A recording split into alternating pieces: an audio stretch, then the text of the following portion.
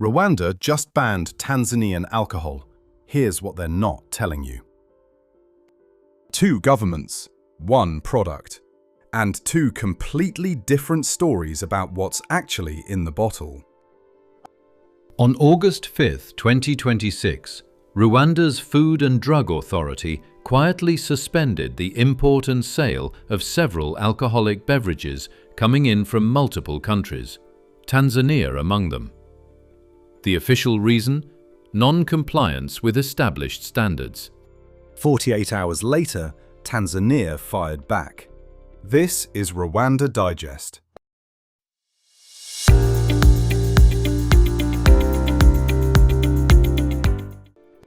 Let's start with what actually happened, not what people are saying happened. On August 7th, the Tanzania Bureau of Standards, TBS, issued a public statement. Not a tweet, not a leak, an official notice, signed by their Manager of Public Relations and Marketing, Gladness Kaseka. The statement said TBS had seen Rwanda's announcement, and it pushed back, hard. According to TBS, every Tanzanian-made alcoholic product named in Rwanda's suspension has already been certified.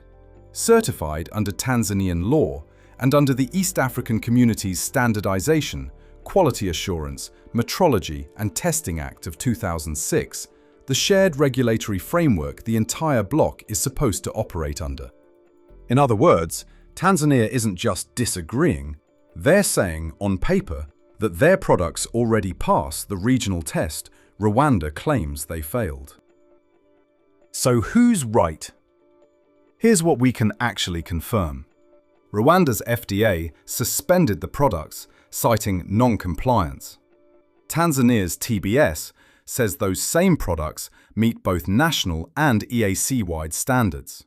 Those 2 statements, as written, cannot both be fully true, unless the disagreement isn't really about the liquid in the bottle at all, but about whose testing counts.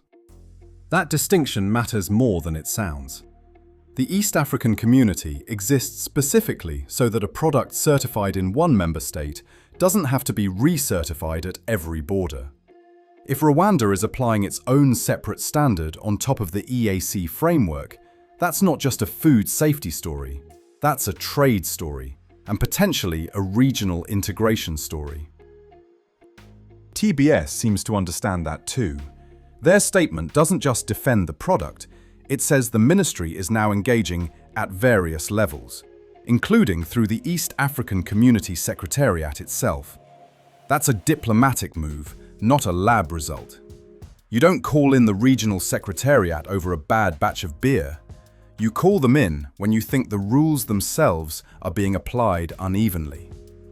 And notably, TBS closed its statement by asking the public and traders to stay calm while, quote, communications continue. That's the language of a government trying to keep a trade dispute from becoming a bigger diplomatic one. Now here's where it gets messier, and where we need to be very careful about what's confirmed and what isn't.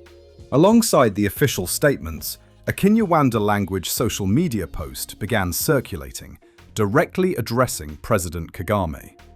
It didn't just question the science behind the ban, it made a much sharper claim, alleging that some Rwandans drinking Tanzanian alcohol were suffering health problems, and tying that directly to hunger, and by extension, to government policy. We need to be precise here. That is a social media allegation. It is not an official finding, not a medical report, and it has not been independently confirmed by any health authority, Rwandan or otherwise.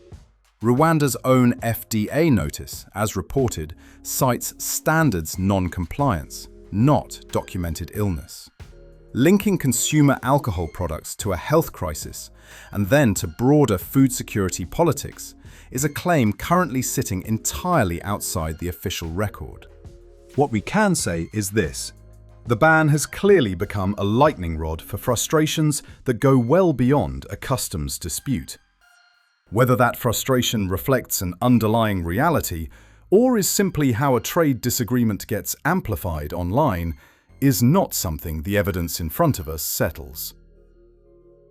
So step back. Why would this matter beyond one shipment of beer and spirits?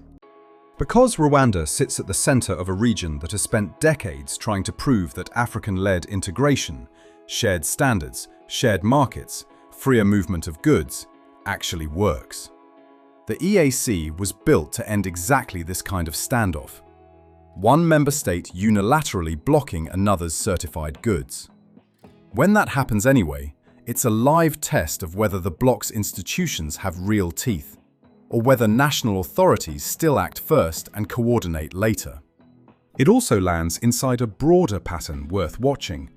Rwanda's regional relationships have been under strain on multiple fronts in recent years, from trade friction to deeper political disputes with neighbors. A public, documented disagreement with Tanzania, a country Rwanda has generally treated as a stable partner, is notable simply because of who it's with. What do we actually know right now? We know Rwanda suspended imports of specific alcoholic products from Tanzania and other countries on August 5th, citing non-compliance with standards. We know Tanzania publicly disputes that, citing its own certification under national and EAC law, and says it's pursuing resolution through official channels, including the EAC Secretariat.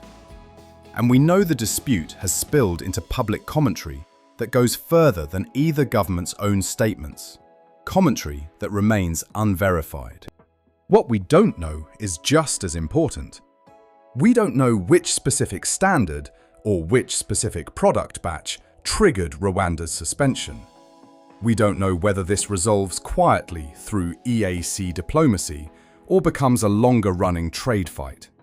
And we don't know whether the health claims circulating online have any basis at all. So here's the real question this leaves us with. When two East African governments can't even agree on whether a bottle of beer meets regional standards, what does that tell us about how much the EAC's shared rulebook is actually worth? Let me know what you think in the comments, and if you want us tracking where this goes next, subscribe to Rwanda Digest.